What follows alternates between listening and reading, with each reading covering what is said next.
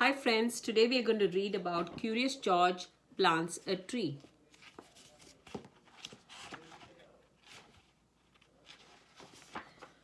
George was a good little monkey and always very curious. Today was a good day to be curious. The man with the yellow hat was taking George to the Science Museum. The museum was one of George's favorite places. There was always something new to see and interesting to learn.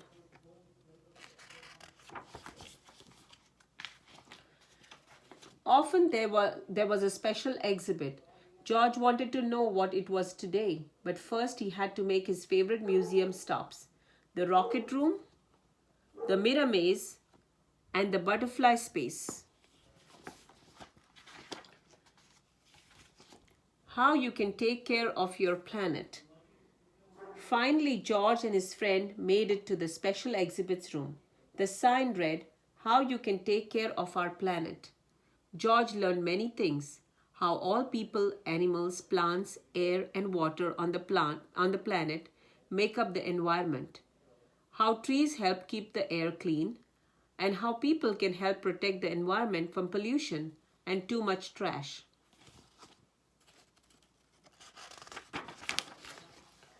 George had a great time and didn't get into any of his usual mischief.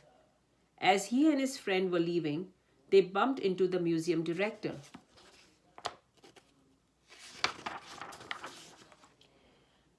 Dr. Lee looked happy to see him. "How is my best monkey visitor?" Dr. Lee asked George.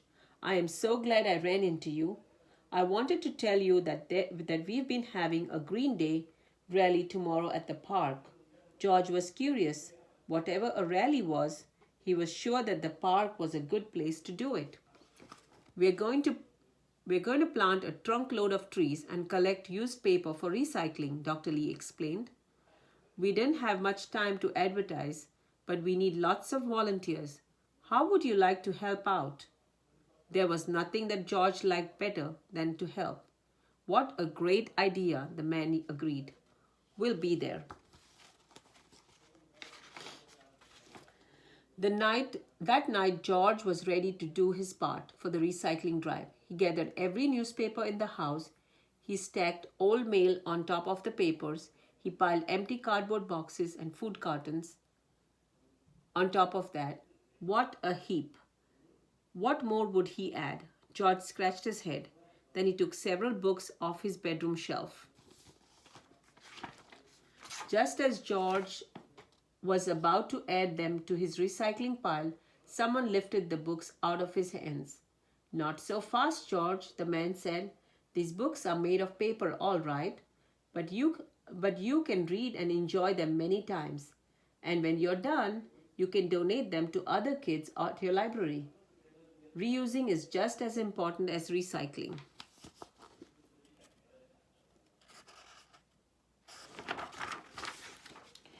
The next morning, George and his friends set out for the park with their wagon of neatly stacked paper. Suddenly, the man stopped and said, "I forgot my gardening gloves." "Go on without me, George. I'll be there soon."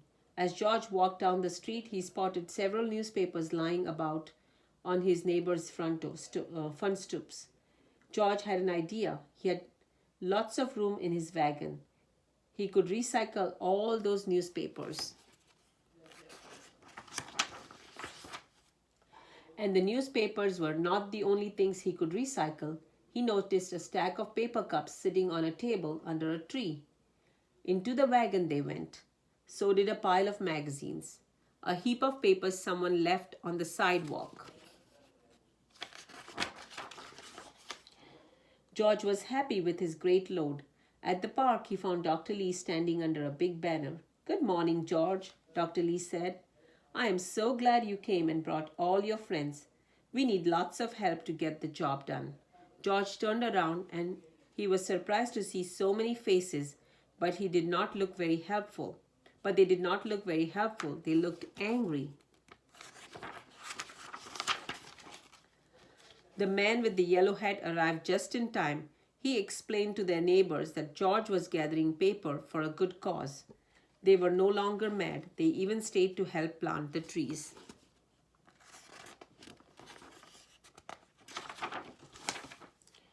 George, you saved our green day, Dr. Lee said with gratitude. These trees will provide fresh air, and each summer we will have more shade, which means we will use less water to keep the grass green. Thank you. Being a monkey, George had known all along how important trees were. The end.